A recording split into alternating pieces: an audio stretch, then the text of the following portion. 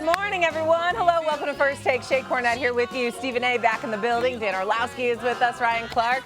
And Josh Pate joins the table. Hello, what's up, Big Time? Hello. Welcome to the show, my brother. Welcome to the show. How you doing, man? We're happy to have you. So we just go talking football. about this is Josh's first day, and I know we want to get right to what he has to say. He does an amazing job. We're going to ignore that this man just took a picture of you to send to really his wife. To say, and then said he'd look better in it. Of course, that's what he does. That's what he does. That's who Dan Orlovsky is. I took the picture, I sent it to my wife, and I said, make this for me. I will look ravishing.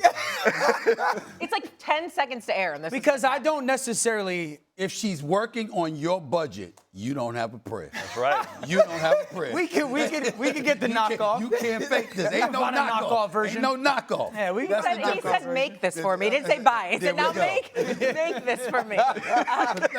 Pathetic. Mina Kimes is going to join us later on in the show, but let's get into some college football because we got Josh in the building here. Tomorrow night, Alabama and Oklahoma are going to meet in the college football playoff and see each other for the third time in 13 months. The Sooners have beat the Tide in their last two tries. However, they have yet to notch a CFP win, while Alabama has the most wins in the college football playoff since it started with 9 total. By the way, none of those wins, though, have come with Kalen DeBoer as their head coach. So here we go, guys. How confident are you that Alabama can finally put a W up against the Sooners? Stephen A. Well, let's have the most ignorant mind go first so y'all can be educated by the rest of y'all at the table here, okay? I don't have much faith in Alabama. Now, I will say this. They better win this damn game. You can't lose to Oklahoma and score 3 points last year, then turn around and let them come to Tuscaloosa and lose again. And then in a span, 20 months, I think, 20 months or so, you're going to lose to them 3 times? 13 months. 13 months, I'm sorry. That is absolutely, positively unacceptable. Now, I understand everybody can't be Nick Saban. But, damn it, you can try.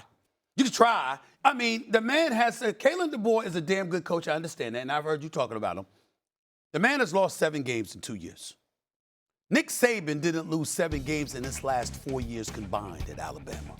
There is a level of expectation, and the expectation is not to be Nick Saban, but damn it, could you come close? Win this game. Oklahoma's offense is not great. Their quarterback has been up and down. Their defense is big time. We get that. But the bottom line is you should be able, especially your Alabama, you just got smoked in the SEC championship game. And it was primarily due, in a lot of people's eyes, to the fact that you weren't necessarily healthy. You were a bit beat up. We got all of that. Well, you don't have that excuse now. You go to Oklahoma and you handle your business. And if you don't, then you know what, we're going to be having a different discussion about Kalen DeBoer moving forward. And you hold the box score in your hand from that last game they played. Right. And you go, I was ultra confident Bama was going to win the game, cover, loved it, talked about it all week, looked like an idiot. And then you pull up the box score afterwards and you say, they threw for 300 against them. Right. How did this happen? And you look, Bama just moved up and down the field, and then you look -3 turnovers. And that's one part of the story. The other part of the story was they got dominated field position, special teams. I think OU started 4 drives in Bama territory. Conversely, Bama didn't start it better than their own 30, which was, by the way, a rinse repeat of what ended up happening in the SEC championship game. So Stephen A. is right. You get Josh Cuevas back. You get guys healthy. But at the same time, the price you pay is now you got to go on the road into Norman, Oklahoma at night, and you got to try and move the ball against a team that's just had 3 weeks to prepare for what has been a really, really inept offense down the stretch anyway. I feel like 20 points may win this game. It's going to be a rock fight, but I agree, man. The sentiment's there for a reason. You got to win the game. This is the all nostalgia bowl, though, right? Like Oklahoma, this ain't Barry Switzer and them walking in to play this game. Right, this is the team that down the stretch played in very close games, whether it was Missouri, LSU. And to Josh's point about what happened in the meeting this year, it was an 87-yard return on a pick by Bowen. Then his brother forces a fumble late in that game. And so when you do look at the box score, John Mateer wasn't great. He was still trying to get healthy and reacclimate. They didn't run the football well against Alabama. But now when you watch both of these teams down the stretch, even in those close games, it felt like Oklahoma was continuing to get better, and we were watching Alabama descend. Now, you get Miller back, you get Cuevas back, and so you get some of that firepower back that you had on offense. But in watching Alabama play against Georgia in the SEC championship, it was like a hapless team, right? A team that didn't show, a team that didn't have effort, that didn't have emotion. And the one thing about Oklahoma and Brett Venables' team down the stretch is they've played with a lot of effort, a lot of want to, a lot of desire. And so I have a lot more faith in what they can be and what they can do in the playoffs than Alabama. 3 defense. I understand it's not Barry Switzer's OU, but this defense can go now. This is a defense, and you talk about who scores 20 or can you score 20. I think OU's given up 30 once this year. Ole Miss, Alabama's offense and Ole Miss's. I think they've given up 20 4 times. So this is a defense that you know, Alabama's not scoring more than 20 points in this game. And so I just think with the style of play that OU has, and I think of Brent Venables and almost going back to the Clemson days, when Clemson consistently played in big football games, you knew that defense was going to show up. And the 3 weeks is a big deal. The 3 weeks of preparation for a mastermind. Your defense, a mastermind. This defense is going to look like Star Wars to Ty Simpson going on, all that stuff. I just don't think that Alabama, at the line of scrimmage from an offensive perspective, can handle this defensive unit enough. I'm not banking on turnovers and all that stuff. If the turnovers are even, it's not this drastic thing like the last time they played, I don't see how Alabama can score more than 20 points. And I think that's going to be the challenge. OU's offense isn't great, but Mateer's 3 weeks healthier. Yeah. When Mateer was hot this year and with Arbuckle and the play calling and him being able to be utilized as a runner, Alabama's got a good defense. Ken Womack, their DC's done a very good job. That's a good defense. I just don't see how it. So, Josh, how do you explain that box score then, right? Because but I agree with you with what you're saying about this defense. But also, statistically, they actually ran the ball decently. I mean, I think they lead in rushing at like 60 yards. They threw for over 300 yards. Bama? How was Bama able to move the ball like that, and why does that change so much in this meeting? I'm going to tell you, just watching them, and it doesn't really even take an advanced perspective to think this, they feel like such a tightrope walk offensively. Like A&M and Miami are playing this weekend. They feel like Swiss Army knives. A little more margin of error. They just got so many things they can do. Bama feels like they're walking a tightrope, and anything that goes any which way, you just fall, you crash and burn, i.e. the SEC championship game. But they had guys healthy for Oklahoma. Jam Miller, you know that Bama may not run the ball down your throat this year, but receiving the ball out of the backfield, that's been a huge part. And it just felt like by the time they got to the Georgia game, all the branches have been ripped off the tree, and it was pretty bare at that point. But the problem with that Georgia game, they had something to play for. Alabama wasn't a shoe into the CFP. They had to, we thought, win that game in order to get into the CFP. That obviously wasn't the case.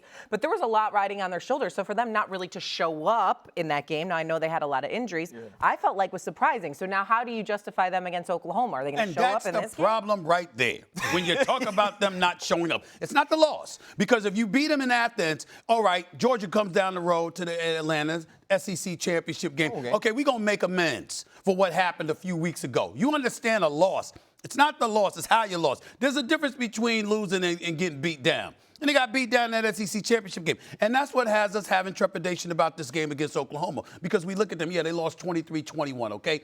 But again, losing to the same team 3 times in 13 months, that is not something that is ever associated with Alabama. And that's what I'm looking at right now.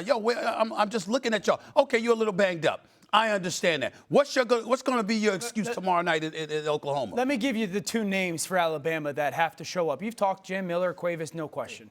I think Ty Simpson has the chance to play himself to a top 10 pick. Oh, wow. I think he's a first-round quarterback right now. I think that's a lot. That's a lot of faith right there. I don't know. He absolutely, amongst the class, I agree. Absolutely has the chance to play himself into a top 10 pick, and it would start against a defense. I'll go back to January 1st, 2021, New Year's Day, Clemson, Ohio State. Justin Fields lit 6 touchdowns. Lit that Clemson defense up, which is the Brett Venables-led defense, which he's at OU now. That kind of started to make people be like, okay, maybe Justin Fields. And how has that worked out on the next level? But that's the next conversation. Okay. I'm talking he has a chance to play himself into a top 10 pick. The best player in college football, in the college football playoff, is Jeremiah Smith, the wide receiver at Ohio State. He would be the #1 pick in the draft. The guy that was lockstep with him last year at this point, so different. Ryan Williams, who's also one of those young star wide receivers. 67 times they threw him the ball this year. He's at 9 drops. That's bottom 3 in college football. And a lot of those drops are down the field. You're not going to beat OU unless Ryan makes some of those plays that we kind of grew accustomed to him doing last year and you're not going to beat OU if he drops the two or three throws down the field this year. But that was what was wild about last week, though. It felt like he was coming back. He touched right. it. You had the jet sweep where he spin moves and gets out of bounds. Like you were starting to see some of those things we saw last year against with Jalen Milroe against Georgia, right? The catch, the stop, and now we accelerate down the field. And then he gets the fade ball, which is an easy catch. Right. For a any talent wide like receiver. him. And for a talent like him, that's something you see the Odells and those guys who have the hands, Jamar Chase, catch the ball from away from his body, and it gets to his chest and he drops it. How much confidence do you have to keep going to him? Because you are going to need one of those players to step up and to be able to win. And if you're Kalen DeBoer, like at some point, you are coaching for your job. The way that this season finished, the way that you looked against Georgia, people like me in particular believing that Notre Dame deserved the spot ahead of you, so did this IU alum as well. And so now you're looking at this game, and if this team doesn't show up, it's not about just not winning. If this team doesn't show up, you talk about the ghost of Nick Saban, there are going to be some of those conversations even this late into the season. The other thing that I will add is this. We're going to, listen, Kalen DeBoer talk about how happy he and his family are in Alabama. That's going to change. He's got good perspective That's going on to that. change. That's going to change. He lose out there. He lose this game. It's going to change. Trying to tell you, these people ain't playing now. They don't want you happy now. They don't want you happy when you're walking around. So let's get that out the way right now. Let's make sure we understand what's at stake. You were talking about how you place a call to Kalen DeBoer. If you're Michigan, you absolutely do that or whatever. Yeah, you know what? He might want to place a call. He lose this damn game. Dan, we're talking this morning. I mean, he said, don't the Bama fans just want him out of there if he loses? And I said, if they didn't know there was another suitor at the door, I think it would be normal Bama outrage if they lose the game. But there's been this knock on the door lately down in Tuscaloosa, and it's Michigan. And he's put out a statement, has Kalen DeBoer. And he's said in his press conferences all the right things.